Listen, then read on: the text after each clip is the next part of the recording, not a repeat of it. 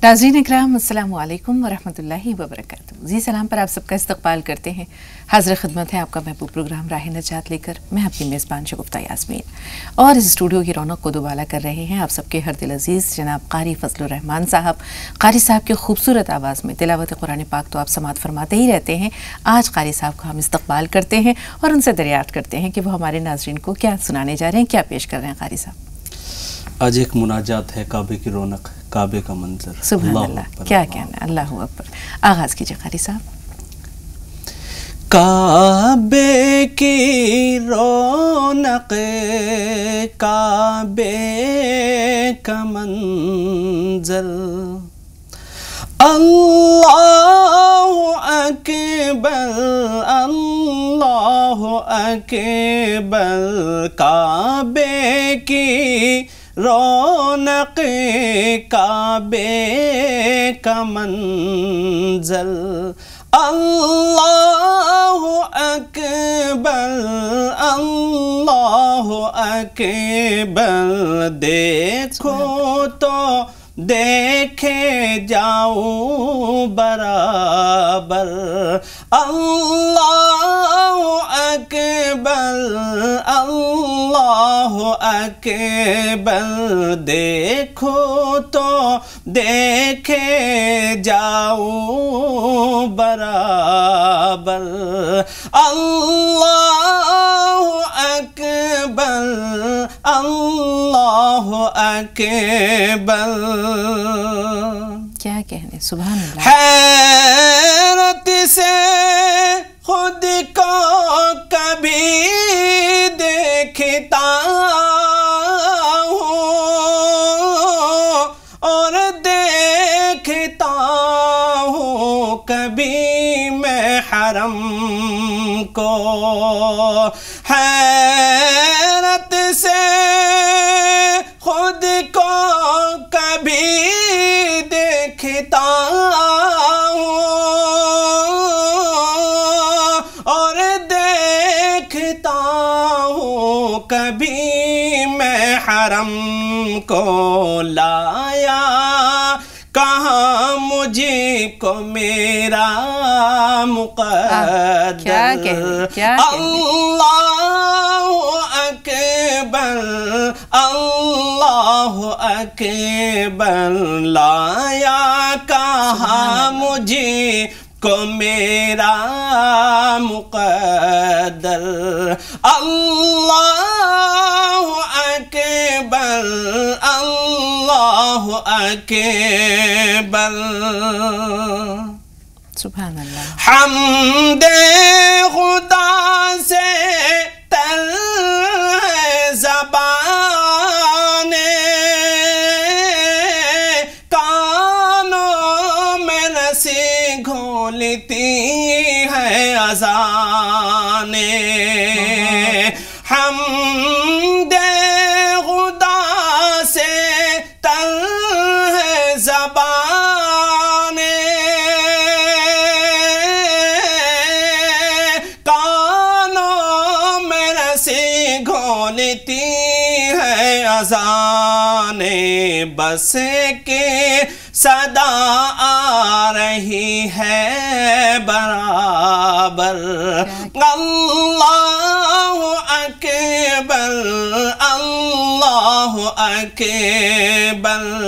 काबे की रौनक, काबे का मंजर, अल्लाहु अकबर, अल्लाहु अकबर। मांगी है मैंने जितनी दुआएं,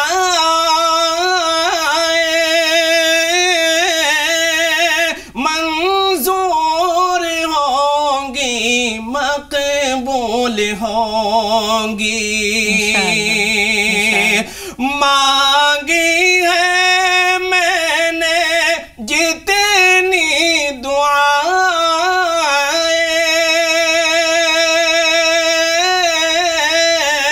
मंजूर होंगी, मकबूल होंगी। کیونکہ میزاب رحمت ہے میرے سر پر. اللہ اکبر اللہ اکبر کعبے کی رونق کعبے کا منظر. اللہ اکبر اللہ اکبر. یاد آ گئی جب اپنی خطائیں اشکوں میں ڈھلنے لگی التجائیں. یاد آ گئی جب اپنی خطائیں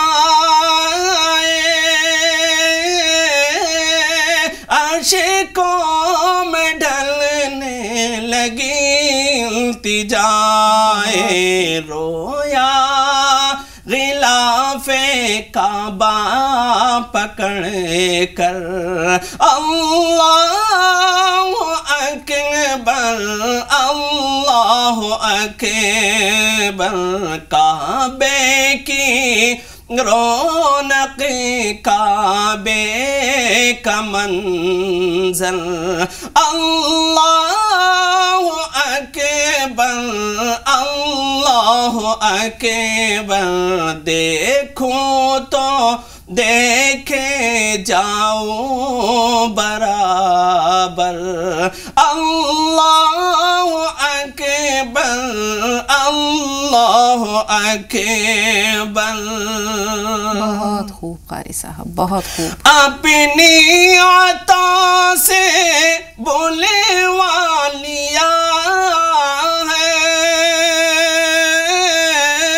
مجھے پر کرم میرے رب نے کیا ہے. اپنی عطا سے بلوا لیا ہے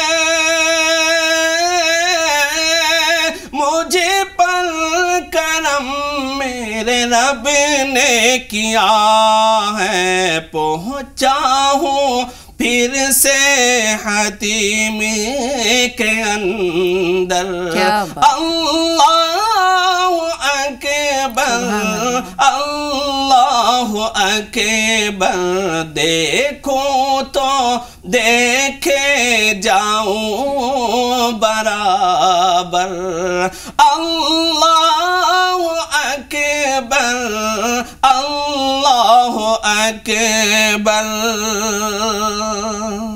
سبحان اللہ سبحان اللہ. بھیجا ہے جنت سے تجھ کو خدا نے چوما ہے تجھ کو خود مصطفیٰ نے. کیا کہنے بھیجا ہے جنت سے تجھ کو خدا نے چوما ہے تجھ کو خود مصطفیٰ نے. اے حجر اسود تیرا مقدر. اللہ اکبر اللہ اکبر کعبے کی رونق کعبے کا منظر. اللہ اکبر اللہ اکبر دیکھوں تو دیکھے جاؤں برابر. اللہ اکبر اللہ اکبر. सुभान अल्लाह कारी साहब, समा बांध दिया आपने। एक तरफ से शायर का कलाम उस पूरे मंजर को हमारे सामने ला रहा है, आपका अंदाज, आपकी पेशकश उस मंजर को जीता जागता बना दे रही है। ऐसा लग रहा है हम खुद पहुंच गए हैं, दर अक़दस पर हाज़िरी दे रहे हैं। और ख़ास तौर पर एक दो अशार तो इसमें ऐसे थे कि ऐसा लग रहा था कि शायर ने अपना कलेजा निकाल कर रख दिया है और आपने हमारी समातों को अपनी मुट्ठी में ले लिया है, जकड़ लिया है। बहुत खूब, बहुत खूब। लेकिन एक बात बताइए, माशाल्लाह आपकी परफॉर्मेंस खूब से खूबतर होती जा रही है। किसी दिन अकेले में दरियाफ्त करेंगे कि राज क्या है। शायद आपके दिल का खुलूस पहले की बनिस्बत ज़्यादा शामिल हो रहा है। बहुत बहुत शुक्रिया। अल्लाह ताला आपको दीनी और दुनियावी दोनों तरह की जो वो तरक्कियाँ दे, आपके दर्जात भी बुलंद करे, कामरानियाँ भी आपका नसीब हो। बहुत शुक्रिया। तो नाज़रीन, उम्मीद है क़ारी साहब की आज की परफॉर्मेंस भी आप सबको बहुत अच्छी लगी होगी। और जैसे कि हर बार ये एक धाक पठा कर जाते हैं, इस बार भी इन्होंने अपना सिक्का जमा दिया है। तो आइए अपने मौजू की जानिब बढ़ते हैं। आपको बताते चलें कि हमारा आज का जो मौजू है वो है हयात इंसानी का तस्वुर। नाज़रीन, ज़िंदगी के बारे में हम क्या कहें, ज़िंदगी बड़ी मुख्तसर सी है, आर्जी है, फ़ानी है, आदमी बुलबुला है, पानी का क्या भरोसा है ज़िंदगानी का। तो इस ज़िंदगी को शायरों ने अपने अपने अंदाज में पेश किया है। ज़फ़र ने कहा, उम्र दराज मांग कर लाए थे 4 दिन, 2 आरज़ू में कट गए 2 इंतज़ार में। किसी ने कुछ कहा, किसी ने कुछ कहा। इकबाल ने कहा कि समझता है तू राज है ज़िंदगी, फ़क़त ज़ौक़ परवाज़ है ज़िंदगी। इसी तरह कोई इसे अनासर में ज़हूर तरतीब का नाम देता है। तो ज़िंदगी क्या है अगर हम देखें तो ज़िंदगी सबसे बड़ा धोखा है जिसके पीछे हर शख्स भाग रहा है, और मौत सबसे बड़ी हकीकत है जिससे हर शख्स भाग रहा है। तो मौत को भी पेश नज़र रखना चाहिए और ज़िंदगी से किस तरह धोखा ना खाएं, ज़िंदगी की हकीकत को जानें। इसके लिए आपको हमारा आज का ये एपिसोड देखना होगा। यहाँ एक छोटा सा ब्रेक ले रहे हैं और ब्रेक के बाद इंशाअल्लाह मौलाना साहब होंगे हमारे साथ और उनसे जानेंगे कि हयात इंसानी का तस्वुर क्या है, ज़िंदगी में क्या राज पिन्हा है जिसे आश्कार करने की कोशिश करनी चाहिए। एक छोटा सा ब्रेक, बहुत जल्द हाजिर हुए।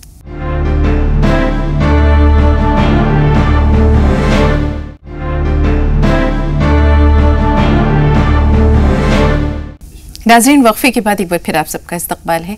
आप देख रहे हैं राह नजात और राह नजात, और इस स्टूडियो की रौनक को दोबारा करने के लिए तशरीफ़ ला चुके हैं हमारे बहुत ही ख़ास मेहमान।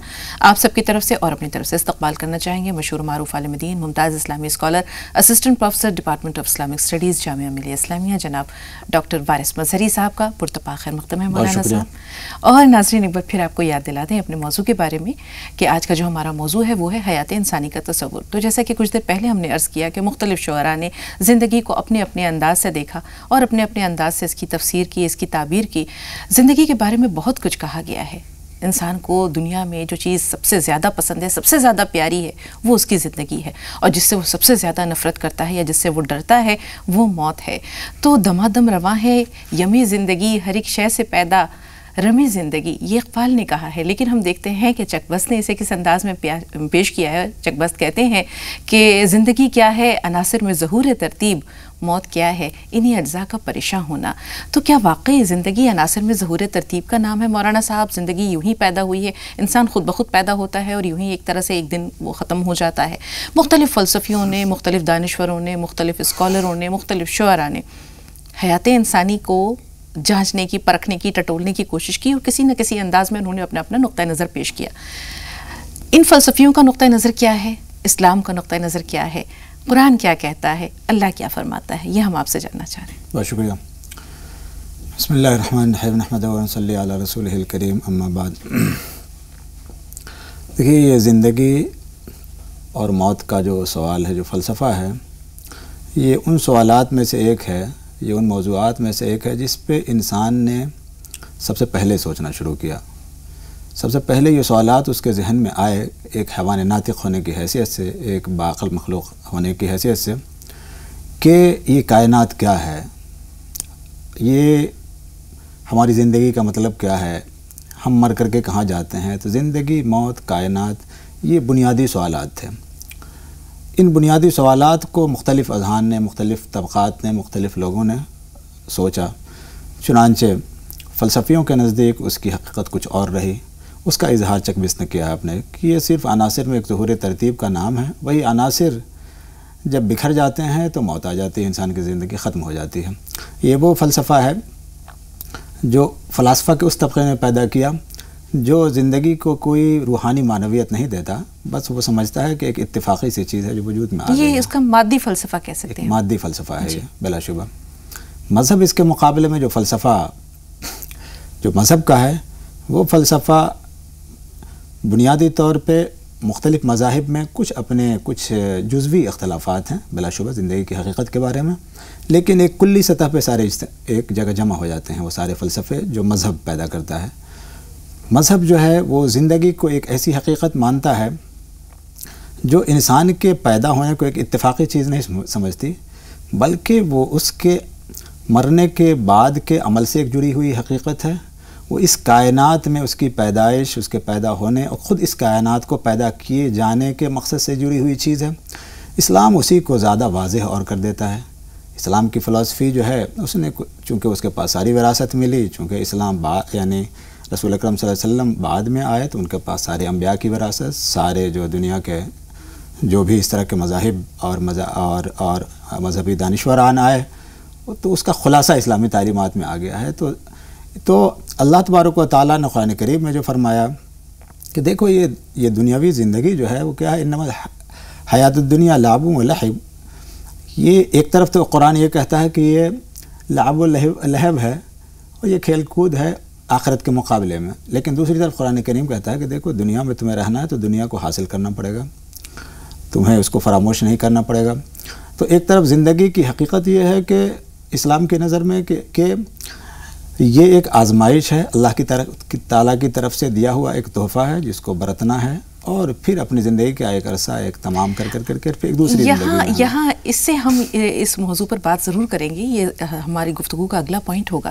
لیکن جب ہم ذات کے انکشاف اور اکتشاف کی بات کرتے ہیں، اس کائنات پر نظر ڈالتے ہیں، زندگی کی حقیقتوں کے بارے میں سوچتے ہیں، تو کہیں ایسا محسوس تو نہیں ہوتا کہ اس پردے خاک میں کہیں نور تجلی بھی پنہا ہے، اللہ کی ذات بھی کہیں نہ کہیں مخفی ہے اس میں۔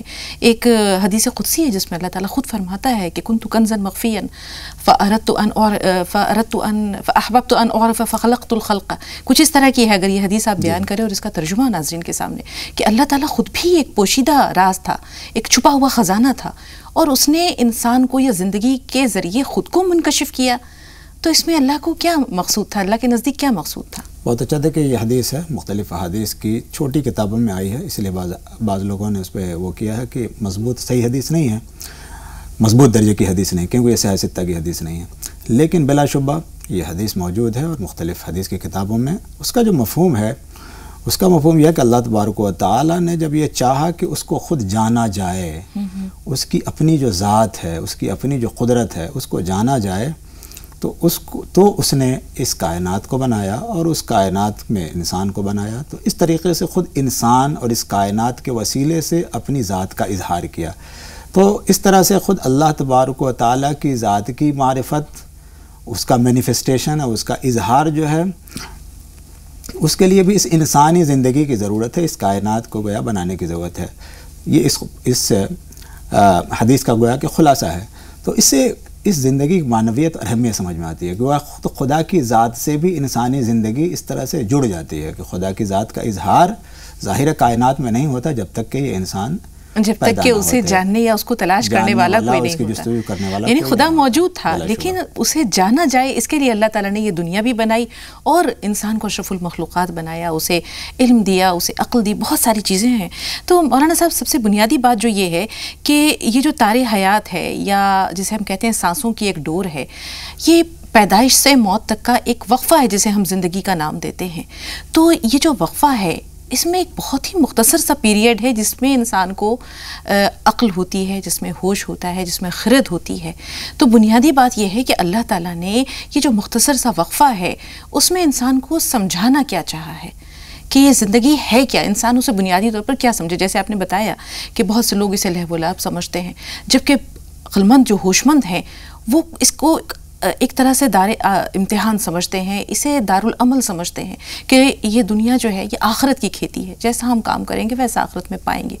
تو یہ زندگی کو اگر یہ سمجھیں کہ ایک ایسی کتاب ہے جس کا پہلا اور آخری چیپٹر لکھا جا چکا ہے، درمیان کے پیجز خالی ہیں اور وہ جو باب ہیں وہ ہم نے خود لکھنے ہیں اپنے عمل کے ذریعے، کس طرح لکھیں گے؟ بہت اچھا، دیکھیے قرآن کریم میں کہا گیا ہے کہ خلق الموت والحیات لیبلوکم ایکم احسن عملا، کہ اللہ تبارک و تعالیٰ نے موت کی اور زندگی کی جو تخلیق کی ہے اس کا مقصد یہ ہے، یہ آزمانا ہے کہ تم کتنا اچھا عمل کرتے ہو۔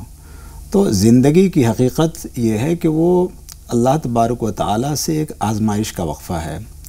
آپ کو اللہ تبارک و تعالیٰ نے بالکل اسی طریقے سے، جس طریقے سے ایک باپ اپنے بیٹے کو ایک سرمایہ دیتا ہے، وہ جائے بزنس کرے، تجارت کرے، اور اس میں خسارہ کا ذمہ دار وہ ہے، اس میں نفع کا ذمہ دار وہ ہے۔ اللہ تبارک و تعالیٰ نے اسی طرح سے زندگی اس کو دی ہے اور اس کو پوری طرح سے اس کا مکلف کیا ہے کہ اس زندگی سے یا تو تمہیں نفع کمانا ہے جو تمہاری اگلی زندگی میں کام آئے گا، یا پھر تم کو نقصان اگر اٹھانا ہے تو پھر تمہارے لیے وہاں اس کی باز پرس ہوگی، وہاں تم کو اس کا نقصان اٹھانا پڑے گا۔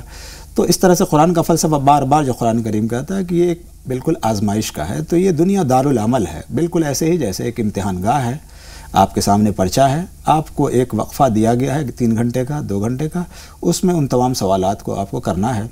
اگر اس کی وجہ سے آپ کے مارکس صحیح آتے ہیں تو بہت اچھا، آپ پاس ہوتے ہیں۔ فیل ہونے کی شکل میں آپ اپنی مقصد میں ناکام ہو جاتے ہیں، اور مقصد میں ناکام ہونے کی وجہ سے آپ کے لیے جو ناکامی اور خسران ہے، جو اس کے لیے اس کو آپ کو اٹھانا ہے۔ بالکل مولانا صاحب، یہ تو آپ نے بتایا کہ یہ قرآن پاک کا فلسفہ ہے، پھر بھی بڑی تعداد میں ایسے لوگ موجود ہیں جو اس دنیا کی زندگی کو یہ سمجھتے ہیں کہ ہمیں ایک اللہ تعالیٰ کی طرف سے یا خود بخود جو ہم پیدا ہوئے ہیں اور ہم جو ہے وہ اپنے انجام کو پہنچیں گے۔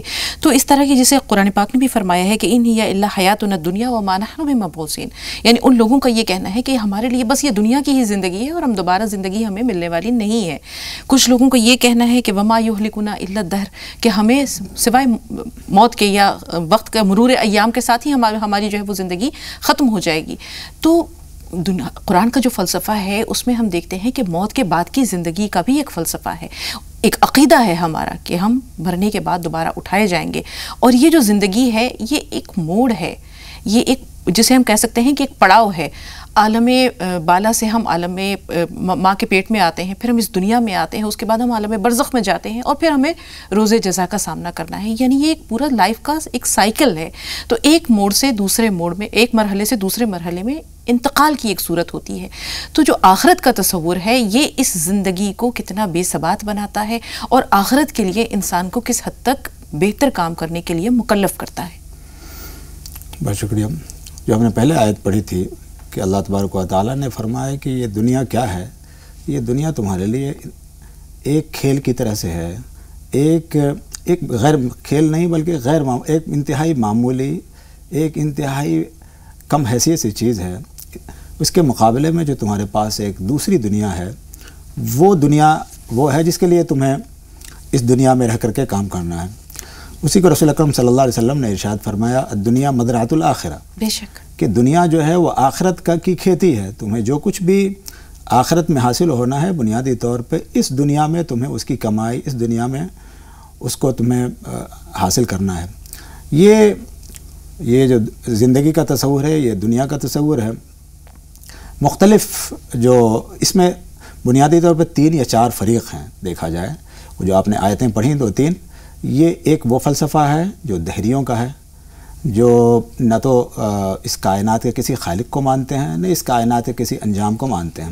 اس کے مقابلے میں جو مذہب کا فلسفہ ہے، اور خاص ہندوستانی مذاہب کا فلسفہ ہے، وہ کچھ دوسرا ہے، اور جو اسلام کا، عیسائیت کا، دوسرے مذاہب کا فلسفہ ہے، وہ ایک جیسا فلسفہ ہے کہ یہ دنیا، اس کے بعد ایک آخرت ہے، اور بیچ میں برزخ کا ایک پڑاؤ ہے جہاں ہماری روحیں رکھی جائیں گی، اور پھر ایک لامتناہی دنیا شروع ہوگی جو کبھی ختم نہیں ہوگی۔ اس کے مقابلے میں جو ہندو فلسفہ ہے، انڈین فلسفہ ہے زندگی کے بارے میں، وہ یہ کہ دنیا سے جانے کے بعد بار بار آدمی جنم لیتا ہے، بار بار جنم لینے کے بعد پھر وہ ایک خدا کے ذات میں شامل ہو جاتا ہے۔ تو اس طرح سے دنیا کے تعلق سے جو نظریات ہیں مختلف مذاہب کے یا مختلف فلسفیانہ اور مذہبی نظریات ہیں، اس کا بالکل ایسا ہم یہ دیکھتے ہیں کہ جو تینوں دین ابراہیمی ہیں، چاہے وہ یہودی مذہب ہو، عیسائی ہو یا اسلام ہو، ان تینوں میں یہ چیز موجود ہے کہ مرنے کے بعد ایک زندگی اور ہے جس میں جزا اور سزا ہوگی، جس میں کہ انسان کے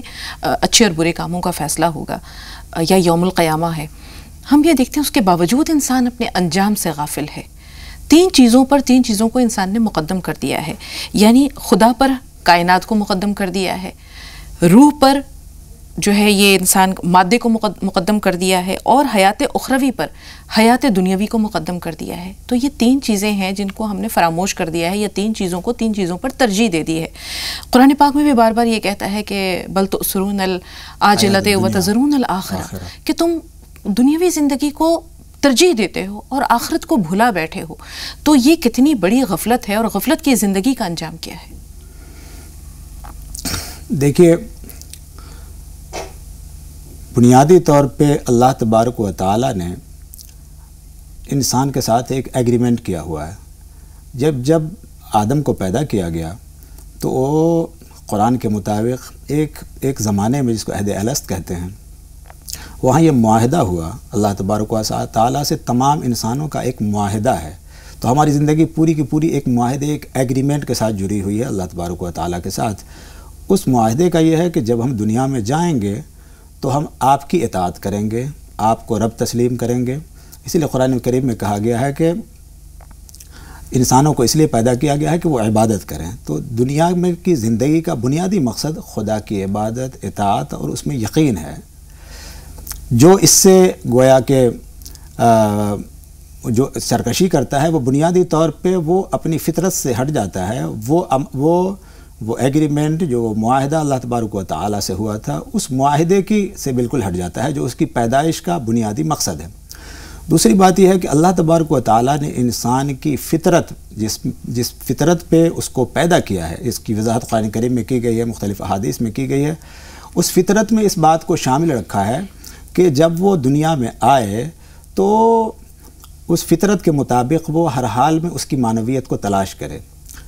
ہر حال میں وہ اس بات کو محسوس کرے کہ اس کا پیدا کیا جانا یوں ہی فضول نہیں ہو سکتا. ہر حال میں اس کی کچھ معنویت ہے. معنویت اس کی یہ ہے کہ اس دنیا کے بعد ایک دوسری دنیا ہے. معنویت یہ ہے کہ اس دنیا میں رہتے ہوئے اس کو اپنے خالق کی اطاعت, اپنے خالق کے جھکنا, اس کی اطاعت کرنا, اس کو اپنا رب تسلیم کرنا اور اس میں خود سپرد اپنے آپ کو اس کے حوالے کر دینا. یہ گویا کہ اس کی فطرت میں داخل ہے کہ وہ ایسا کرے, لیکن ایسا کرتا نہیں ہے. ہم دیکھ رہے ہیں مولانا صاحب کہ بہت سارے لوگ ایسے ہیں جو کہ اس 4 دن کی زندگی کو یوں ہی گزار دیتے ہیں, نہ انہیں اپنے انجام سے کی خبر ہوتی ہے اور نہ ہی انہیں اپنے وجود, اپنی تخلیق کا مقصد معلوم ہوتا ہے. جیسے قرآن پاک بھی بار بار ایسے لوگوں کے بارے میں کہتا ہے کہ بسم اللہ الرحمن الرحیم ورضوا بالحیات الدنیا واطمأنوا بها, کہ یہ لوگ اپنی اس زندگی پر جو انہیں ملی ہے اس پر وہ رضامند ہو جاتے ہیں. یہاں یہ وہ رضا نہیں ہے مولانا صاحب جس کے بارے میں ہم یہ کہتے ہیں کہ اللہ کی رضا سے کو اپنی رضا سے جوڑ لیتے ہیں. یہ سوچتے ہیں کہ بس یہ زندگی ہمیں ملی, ہم اس میں راضی ہیں, اچھی ہے, بری ہے, بھلی ہے, بری ہے, جو بھی ہے, اور اس کے بعد وہ اس میں مطمئن ہو جاتے ہیں. اور ان کے جو دل کا مطمئن ہو جانا یہ کتنا بڑا خسارہ ہے, اور یہ کتنی بڑی ہم یہ کہہ سکتے ہیں کہ ان کے لیے تباہی اور بربادی ہے اگر وہ آخرت کو بھلا بیٹھتے ہیں. دیکھیے, اسی لیے رسول اکرم صلی اللہ علیہ وسلم نے بار بار کہا کہ تم موت کو ذکر کرو. اسی لیے کہا کہ تم قبرستان میں جاؤ اور وہاں اس کی زیارت کرو تاکہ تمہارے اندر موت کے بارے میں تمہارا احساس تازہ رہے, تاکہ تمہیں زندگی کی وقت سمجھ میں آئے کہ اس کی کیا وقت ہے, اس کی کیا اہمیت ہے. تو جو مذہبی تصور اس کے بارے میں, جو زندگی کے تعلق سے جو مذہب جو تصور دیتا ہے, وہ انسان کو ایک اخلاق کا پابند بناتا ہے, ایک اخلاقی زندگی عطا کرتا ہے. اس اخلاقی زندگی میں کا جو بنیادی نقطہ ہے, وہ بنیادی نقطہ یہ ہے کہ آپ کو اس دنیا میں اللہ تبارک و تعالیٰ کے حقوق اور بندے کے حقوق کو بنیادی طور پہ ادا کرتے رہنا ہے. اور اس میں اگر آپ کی کوتاہی ہوتی ہے تو گویا کہ زندگی کا مقصد, آپ کے پیدا کیے جانے کا مقصد بالکل فراموش ہو جاتا ہے. تو اللہ تبارک و تعالیٰ نے جو زندگی آپ کو عطا کی ہے, جو انسانوں کو جو زندگی عطا کی ہے, وہ ایک آپ کے آنے والی زندگی سے جڑی ہوئی ایک حقیقت ہے, اور اس حقیقت کی تکمیل ہی کا نام گویا زندگی ہے. مولانا صاحب, ایک چھوٹی سی بات ذہن میں آئی, کہیں پڑھا تھا کہ زندگی بہت آسان ہے, اسے ہم خود مشکل بنا دیتے ہیں, یا لامحدود تمنائیں محدود زندگی کو اجیرن بنا دیتی ہیں. تو یہ تو ہمارے ہاتھ میں ہے کہ اس زندگی کو ہم اچھا بناتے ہیں یا برا بناتے ہیں, آسان بناتے ہیں یا مشکل بناتے ہیں. رسول پاک کی زندگی, آپ کے صحابہ کی زندگی, آپ کی ازواج مطہرات یا امہات المومنین کی زندگی ہمارے سامنے ہے. کس طرح وہ لوگ کم پر قانے ہوتے تھے اور بہت سی چیزوں کو چھوڑ دیتے تھے. آخرت میں چاہیے ہمیں یہ. تو یہاں ایک چھوٹا سا وقفہ درکار ہے. بریک کے بعد انشاءاللہ آپ سے جانیں گے کہ زندگی کو آسان کس طرح بنائیں اور آنے والی زندگی کو، اس زندگی کو جس کے بارے میں کہا ہے کہ وہ حیوان ہے، وہ باقی رہنے والی ہے، اس دار آخرت کو کس طرح بہتر بنائیں، یہ ہم جانیں گے مولانا صاحب سے ایک چھوٹے سے بریک کے بعد.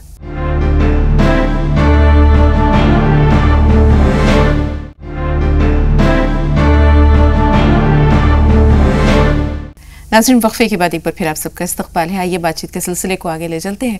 مولانا صاحب، دار آخرت کی جب بات ہوتی ہے تو یاد آتا ہے کہ راہ نجات میں ایک دن کسی کالر نے سوال کیا تھا کہ جنت میں ظاہر سی بات ہے کہ ایک دن 50,000 سال یا ہزاروں برسوں کے برابر ہوگا، تو وہاں دل بہلانے کا سامان کیا ہوگا؟ بظاہر بہت اہم سوال ہے، بہت معصوم انداز میں دریافت کیا گیا، لیکن یہ سوال ذہن میں آتا ہے کہ یہ موت، یہ جو زندگی ہے، موت اسے ختم کر دیتی ہے. ایک مرحلہ یہاں ختم ہوتا ہے اور جزا و سزا کے بعد ایک دار، یعنی جس کو ہم کہتے ہیں کہ حیات باقی جس کو کہتے ہیں، جس کو کہ کبھی فنا نہیں آئے گی، تو وہ زندگی کیسی ہوگی؟ اور اس زندگی کا جب کوئی انت نہیں ہے تو کبھی کبھی ذہن سوچتا ہے کہ آخر وہاں جو زندگی ہوگی وہ کیسی ہوگی اور کب تک ہوگی؟ ہاں، مختلف شعراء نے اس مضمون کو باندھا ہے کہ گویا اس یکسانیت جو ایک طرح کی ہوگی، وہ یکسانیت ایک بوریت پیدا کر دینے والی ہوگی، اکتا دینے والی گویا کہ ہوگی، کیونکہ ہم ایک چیز چاہے وہ کتنی ہی قیمتی، کتنی ہی لذیذ، کتنی ہی بہتر ہو، لیکن اگر وہ لا انتہا طور پہ چلتی رہے تو ظاہر آدمی بور ہو جائے گا.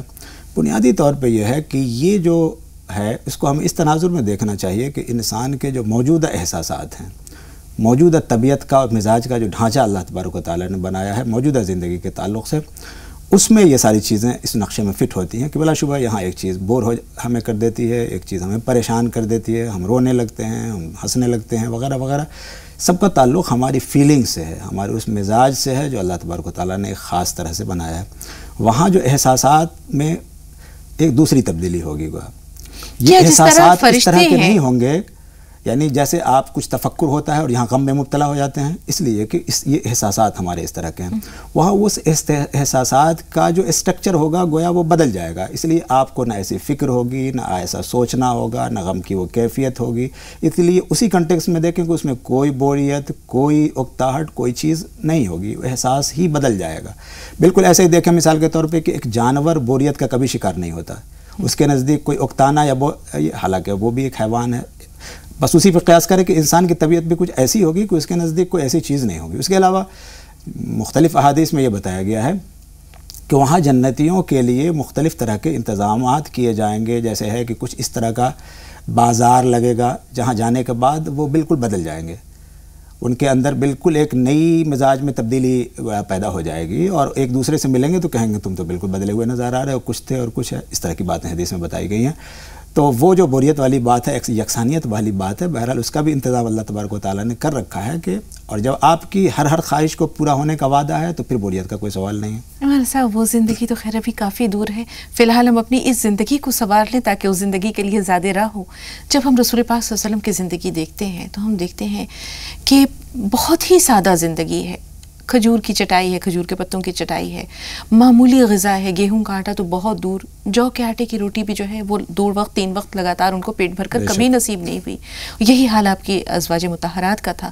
تو رسول پاک نے اتنی سادہ زندگی اپنائی، اگر وہ چاہتے تو خزانوں کے دریا جاری کر دیے جاتے. پھر کیا سوچ کر انہوں نے یہ سادہ زندگی اپنائی اور امتی کو پیغام کیا دیا؟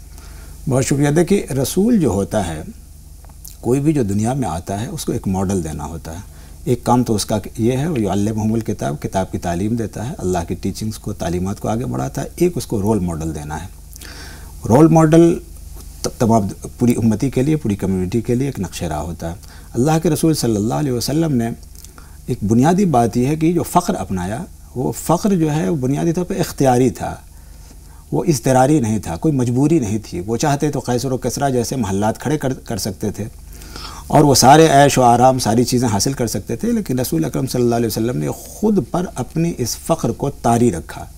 یہ طاری اس لیے رکھا تاکہ امتیوں کو یہ احساس اس کے اندر پیدا کیا جائے کہ یہ دنیا کی حقیقت کچھ نہیں ہے، تم ایک مسافر کی طرح سے ہو، جیسا کہ رسول اکرم صلی اللہ علیہ وسلم نے متعدد حدیث میں کہا، ایک مسافر کی طرح سے ہو، تمہاری منزل کہیں اور ہے، تم کو یہاں سے تم کو چل کر کے اس منزل تک پہنچ جانا ہے، بیچ کا یہ راستہ ہے، اس بیچ کے راستے میں تھوڑی سی بھوک اگر ہے تو برداشت کر لی جائے گی، تھوڑا سا پیاس آ رہی ہے تو برداشت کر لیں گے۔ اسی لیے رسول اکرم صلی اللہ علیہ وسلم نے یہ سب کچھ رہتے ہوئے بھی، سارے امکانات کو رہتے ہوئے بھی انہوں نے یہ ساری پریشانیاں جھیلی، بھوک پیاس برداشت کی، تاکہ لوگوں کے پاس جب بھوک ہو تو وہ اپنے رسول کو دیکھیں کہ وہاں بھی تو اس سے زیادہ کی کیفیت پیٹ پر اینٹ باندھ رکھیں، پتھر باندھ رکھیں، تین اینٹ باندھ رکھے ہیں اور تین دن سے فاقہ کشی چل رہی ہے، تاکہ اس کا اندر اس کا دنیا سے دل کم لگے اور وہ یہ سمجھے آخرت میں اس کو جو یہ چیز یہاں نہیں مل پائی ہے انشاءاللہ اسے آخرت میں مل پائے گی۔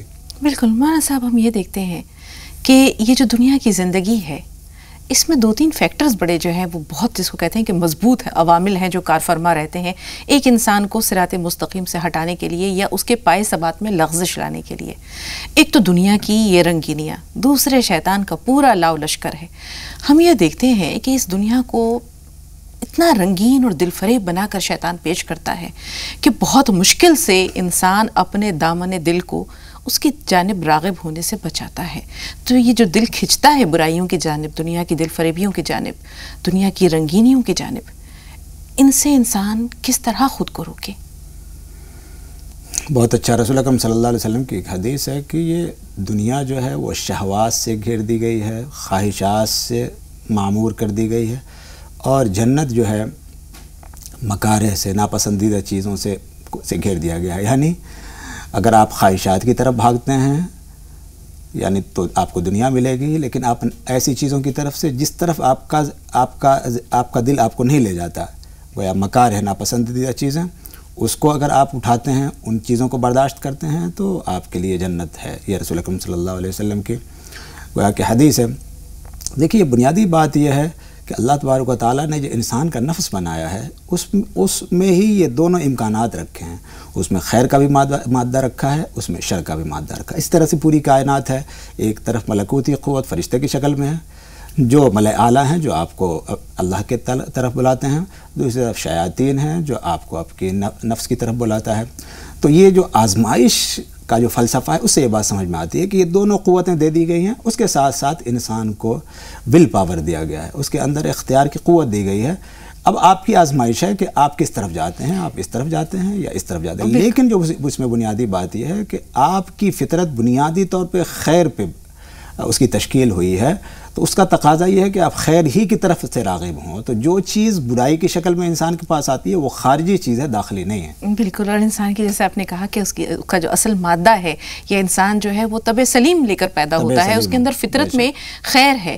اب یہ خیر مغلوب کیوں ہوتا ہے، شر غالب کیوں آتا ہے، اس کے بارے میں بھی آپ نے بتایا۔ تو چونکہ ابھی گفتگو طویل ہے، سنی حکایت ہستی تو درمیان سے سنی، نہ ابتدا کی خبر ہے نہ انتہا معلوم، تو ابتدا اور انتہا کے درمیان گفتگو کا سلسلہ جاری ہے۔ وقت ہوا ہے ایک اور چھوٹے سے وقفے کا۔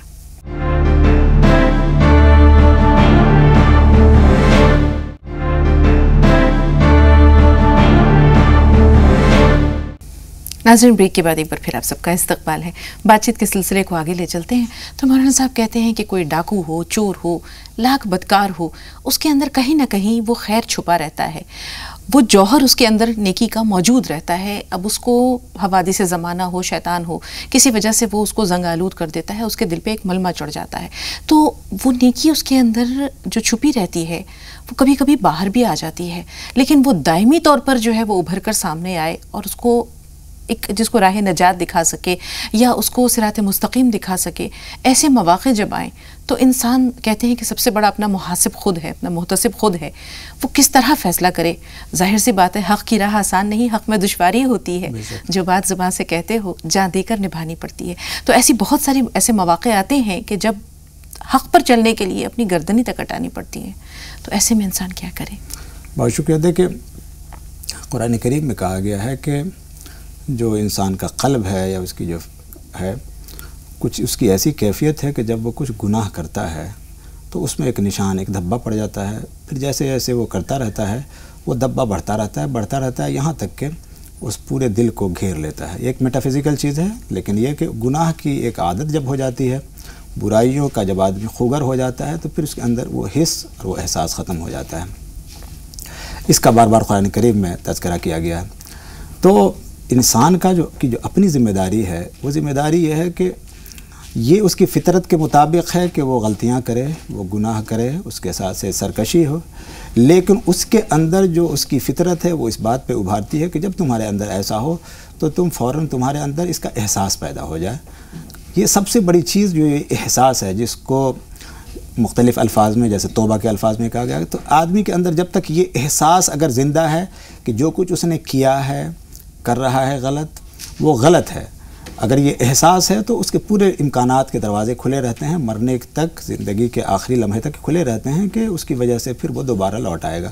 لیکن اگر یہ احساس ختم ہو جاتا ہے تو پھر تو بنیادی متاع اس سے ختم ہو جاتی ہے۔ اس احساس کو تازہ رکھنے کے لیے یہ ایک موضوع ہے کہ اس احساس کو تازہ رکھنے کے لیے ہمیں کیا کرنا چاہیے۔ مولانا صاحب، زندگی کا جو فلسفہ ہے اتنا وسیع ہے، جامع ہے، گہرا ہے کہ اس پہ یہ ایک چھوٹی سی ملاقات کافی نہیں ہے۔ انشاءاللہ ایک ملاقات آپ سے اس موضوع پر اور ہوگی، تو تب تک کے لیے ہم تمام ناظرین کی طرف سے آپ کا شکریہ ادا کرتے ہیں۔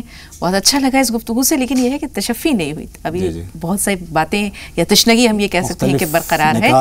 گفتگو کے بلا شبہ ایک وسیع ترین موضوع ہے، بالکل، ایک ملاقات اور ہوگی انشاءاللہ۔ جی تو ناظرین، مولانا صاحب اور میرے ساتھ آپ کی ملاقات کا یہ سلسلہ یہیں تک، لیکن ثنا ایک خوبصورت سی نعت پیش کرنے جا رہی ہیں، تو آپ سنیے ثنا کو اور ہمیں اجازت دیجیے۔ السلام علیکم ورحمۃ اللہ وبرکاتہ۔ مرحبا آج چلیں گے شہ ابرار کے پاس، انشاءاللہ پہنچ جائیں گے سرکار کے پاس، انشاءاللہ پہنچ جائیں گے سرکار کے پاس، مل چکا اذن مبارک ہو مدینے کا سفر، مل چکا اذن مبارک ہو مدینے کا سفر، قافلے والو چلو دل برو دلدار کے پاس، قافلے والو چلو دل برو دلدار کے پاس، خوب رو رو کے وہاں غم کا فسانہ کہنا، خوب رو رو کے وہاں غم کا فسانہ کہنا، غمزدو آؤ چلے احمد مختار کے پاس، غمزدو آؤ چلے احمد مختار کے پاس،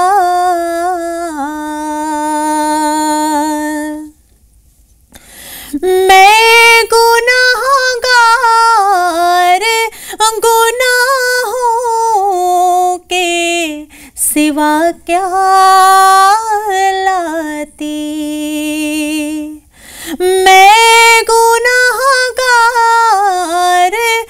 گناہوں کے سوا کیا لاتی، नेकियां होती है सरकार नेकोकार के पास। नेकियां होती है सरकार नेकोकार के पास। दोनों आलम की भलाई का सवाली बनकर, दोनों आलम की भलाई का सवाली बनकर एक भिखारी है खड़ा आपके दरबार के पास। एक भिखारी है खड़ा आपके दरबार के पास।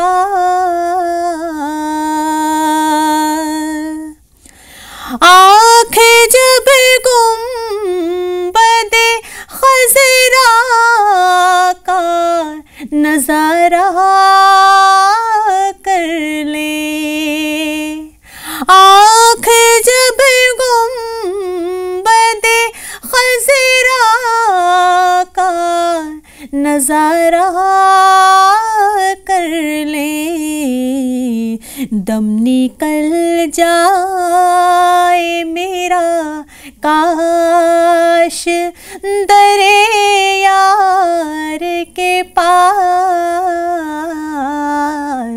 दम निकल जाए मेरा काश दरे यार के पास। मरहबा आज चलेंगे शह अबरार के पास। इंशाअल्लाह पहुँच जाएंगे सरकार के पास।